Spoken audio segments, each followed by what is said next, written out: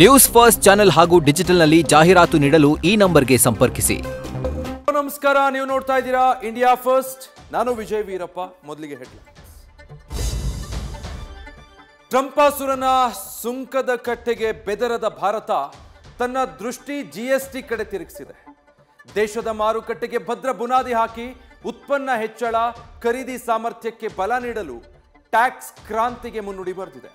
ದೀಪಾವಳಿಗೆ ಮಧ್ಯಮ ವರ್ಗಕ್ಕೆ ಬಂಪರ್ ಗಿಫ್ಟ್ ನೀಡಲು ಕೇಂದ್ರ ಸಜ್ಜಾಗಿದೆ. ಪರಪ್ಪನ ಅಗ್ರಹಾರ ಫಿಕ್ಸಾ, ಬಳ್ಳಾರಿಗೆ ಶಿಫ್ಟ. ದಾಸನ ಭವಿಷ್ಯ ಕಟಕಟೆಯಲ್ಲಿದೆ. ಸೆಪ್ಟೆಂಬರ್ 9ಕ್ಕೆ ಸೆರೆ ಸಂಕಟ ಗೊತ್ತಾಗಲಿದೆ. ಪರಪ್ಪನಲ್ಲಿದ್ರೆ ಮಾತ್ರ ನೆಮ್ಮದಿ ಅಂತ ಕಾಟೇರನ ವಕೀಲರು ವಾದಿಸಿದ್ರು. ದಿಂಬು ಬೆಡ್ಶೀಟು ವಿಚಾರದಲ್ಲಿ ಕಾರಾಗೃಹ ಡಿಜಿ ದಯಾನಂದ್ ವಿರುದ್ಧ ಸ್ಟೇಟಸ್ ವಾರ್ ಪ್ರಸ್ತಾಪಿಸಿದ್ರು.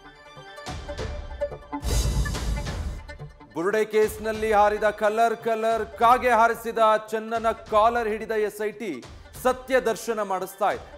ಇವತ್ತು ಕೋರ್ಟ್ಗೆ ಹಾಜರುಪಡಿಸಿ ಮತ್ತೆ ವಶಕ್ಕೆ ಪಡೆದಿದೆ. ಇತ್ತ ಅಚ್ಚರಿ ಎಂಬಂತೆ ಆ ಹಳೆ ಕೇಸ್ ಎಸ್ಐಟಿಗೆ ಟ್ರಾನ್ಸ್ಫರ್ ಆಯ್ತೋ ಏನೋ. ಉದಯ್ ಕುಮಾರ್ ಜೈನ್ ವಿಚಾರಣೆ ನಡೆದಿದೆ.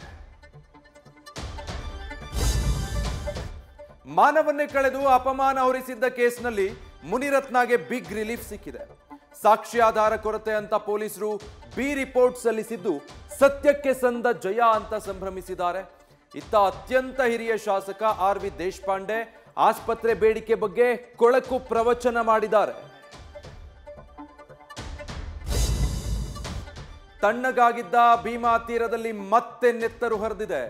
ಮಹಾದೇವಪ್ಪ ಬೈರಗೊಂಡನ ಖಾಸಾ ಶಿಷ್ಯ ಭೀಮನಗೌಡನ ಹೆಣ ಬಿದ್ದಿದೆ. ಸಲೂನ್ ಶಾಪ್ಗೆ ನುಗ್ಗಿ ಎದೆಗೆ ಬುಲೆಟ್ ನುಗ್ಗಿಸಿ ಪಾತಕ ಮೆರೆದಿದ್ದಾರೆ. ಇತ್ತ ಕಲಬುರಗಿಯಲ್ಲಿ ತಂದೆ ಹತ್ಯೆ ವೇಳೆ ಬಾಲಕನಾಗಿದ್ದವ 17 ವರ್ಷಗಳ ಬಳಿಕ ರಿವೆಂಜ್ ತೀರಿಸಿದ್ದಾನೆ.